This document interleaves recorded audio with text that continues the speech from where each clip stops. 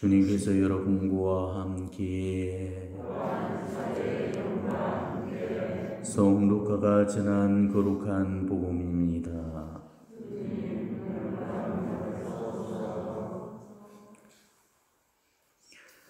그때 주님께서 말씀하셨다. 너희 가운데 누가 밭을 갈거나 양을 치는 종이 있으면 들에서 돌아오는 그 종에게 어서 와 식탁에 앉아라 하겠느냐?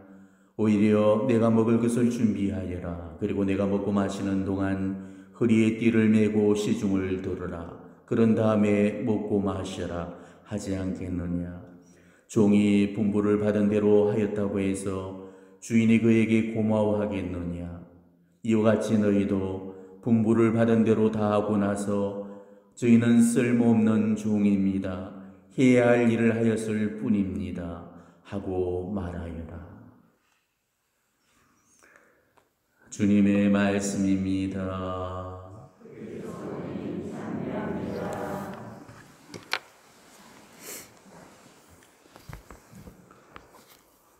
오늘은 성대레오 교황학자 기념일이 되겠습니다. 초세기인 400년경에 이태리의 귀족 가문에서 출생을 하셨던 성인이십니다. 그리고 440년에 40살이 되는 해 교황이 되셨던 분이시죠. 교황님들 중에 성인이 되신 분 중에 한 분이시죠.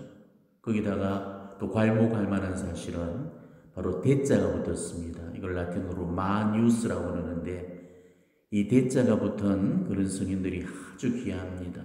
특별히 266분의 그런 교황님들 중에 이 마니우스 칭호를 받으신 교황님은 딱 두 분이시죠. 바로 대그레고리오 교황님과 바로 대레오 교황님이셔요.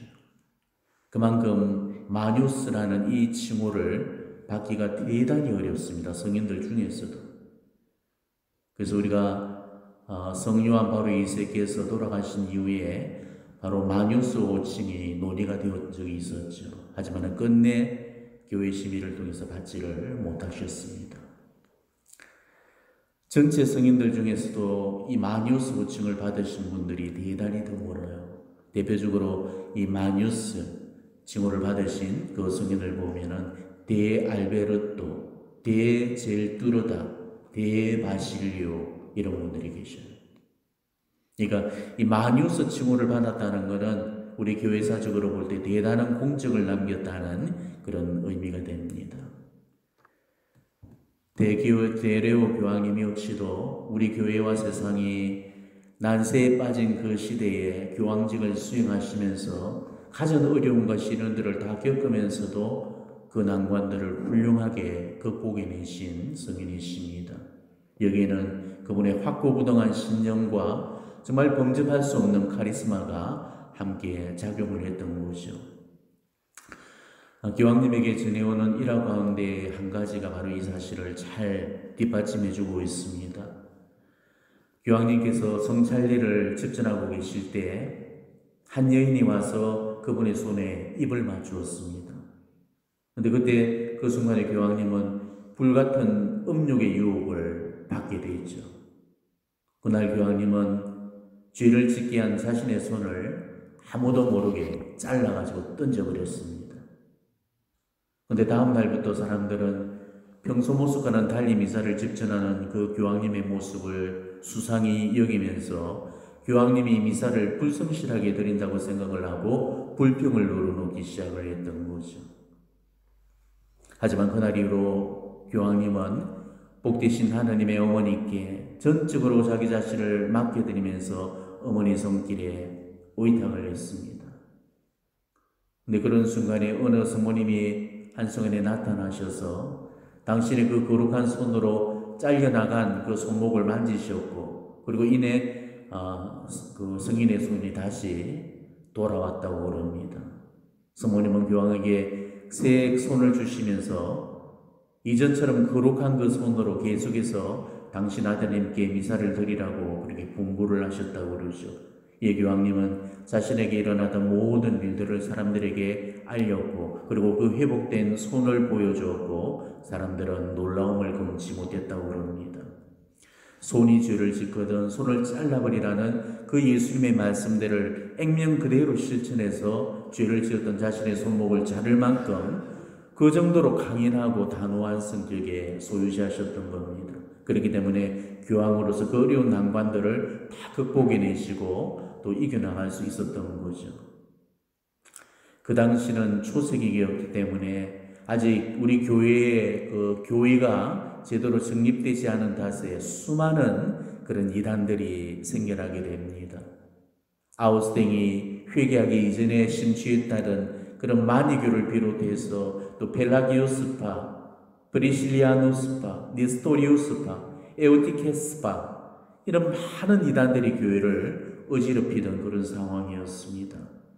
자, 이단 하나만 생겨나도 교회의 폐해와 타격이 이루 걷잡을 수 없는 그런 지경에까지 떨어지게 되죠.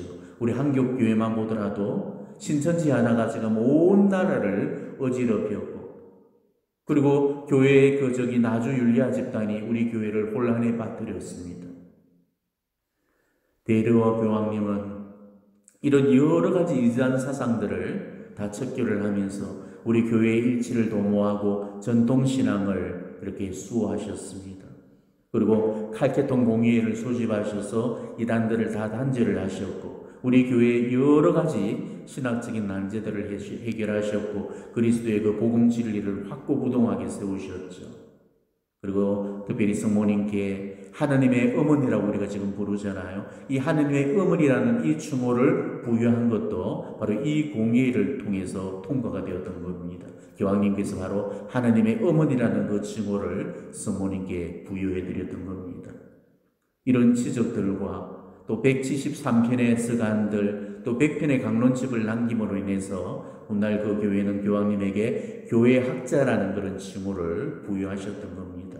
그러니까 만유사라는 칭호와 교회학자라는 그 두 가지 그런 괄목할 만한 지적을 이렇게 직함 안에 드러내게 됐던 거죠. 하지만 교황님의 그 역량은 우리 교회사적인 데만 한정되지 않고 세계사적인 여러 난관과 위기를 슬기롭게 극복하신 데 있었습니다.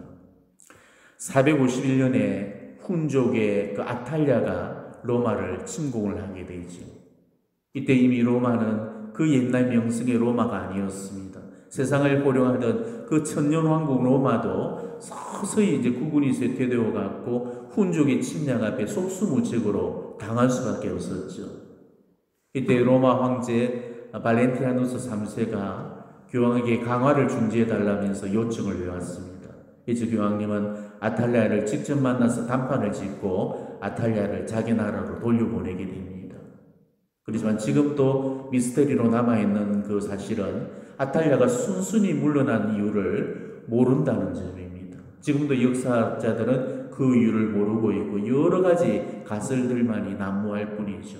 막대한 양의 그 황금을 조국으로 바쳐서 그래서 돌아갔다는 설도 있고, 전염병이 돌아서 스스로 퇴각했다는 설, 식량난으로 인해서 퇴각했다는 등 여러 가지 그런 가설들을 제시를 하고 있지만은 어느 것 한 가지도 확실한 그런 이유를 제시하지 못하고 있습니다.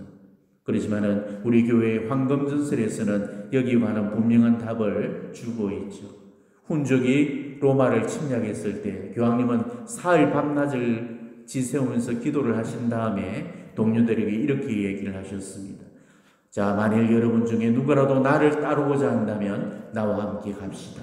그러고는 훈족의 진영으로 용감히 나아가셨죠. 그런데 이때 아탈리아가 교황님을 보는 순간에 기력을 잃어버리고 교황님 앞에 바로 무릎을 꿇은 채로 원하는 것이 있으면 무엇이든 요구하라고 이렇게 간청을 했다고 그럽니다. 이때 교황님은 아탈리아에게 나라에서 물러날 것과 또 포로들을 풀어줄 것을 요구하셨고, 이탈리아는 기꺼이 아탈리아는 거기에 응했다고 그럽니다.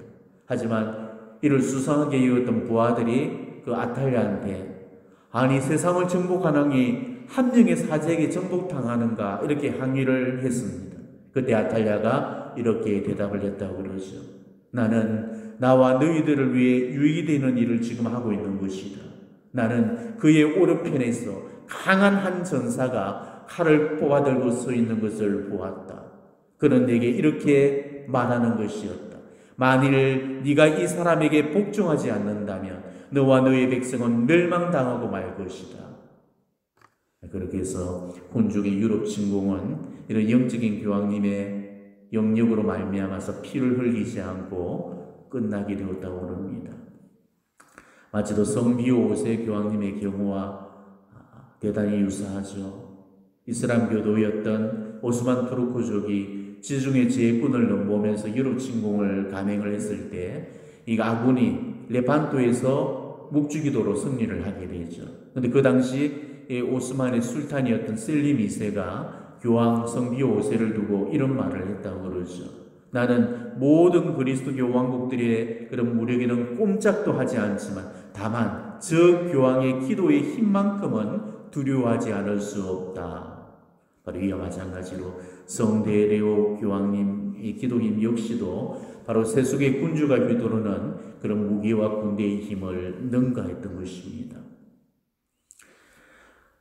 그러다가 4년 후인 455년에는 이 반달족의 가이세리쿠스가 대군을 이끌고 로마를 진격을 해왔죠.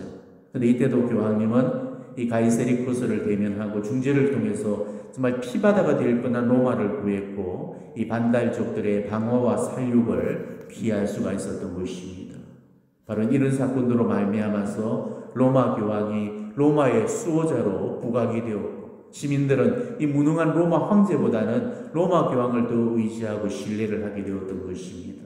그리고 레오 대교황님 역시도 바로 이 사실을 당연히 여기시면서 바로 성자의 군인 이 교권이 하느님과 성경에 유래된 권한이기 때문에 속권보다도 우월하다는 그런 신념을 믿으시고 교황권을 더욱더 공고하게 확립을 시켜놓게 됩니다.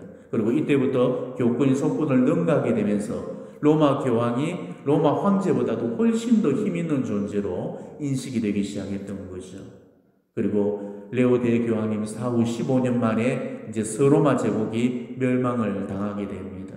그리고 찬란한 로마 제국 시대가 막을 내렸을 때 이제 로마 교황이 서로마 황제를 대신해서 로마를 통치하게 이르게 되는 거죠. 이렇게 교회 내에 외적인 여러 어려움들을 하나님을 향한 그런 신뢰와 기도의 힘으로 극복하신 이 레오 대교황 성화를 우리가 본받으면서 우리 역시도 바로 기도의 힘으로 우리의 모든 좋지 못한 그런 상황들을 좀 뒤집을 수 있었으면 좋겠습니다. 아무리 어렵고 힘든 상황일지라 할지라도 우리 교회는 언제나 기도하는 그런 이들의 힘에 의해서 그 어려움들을 이겨나갔고 악에 맞서서 승리를 할 수가 있었던 겁니다. 우리 역시도 언제나 기도를 통해서 승리하는 그런 삶을 살 수 있기를 바랍니다. 오늘 대레오 교황님의 주기를 맞아서 정말 교황님께서 허약한 우리 신앙 속에 정말 단호하고 확고부동한 믿음을 주실 것을 우리가 전부 청하면서 오늘의 미사 봉헌하시기를 바랍니다. 아멘.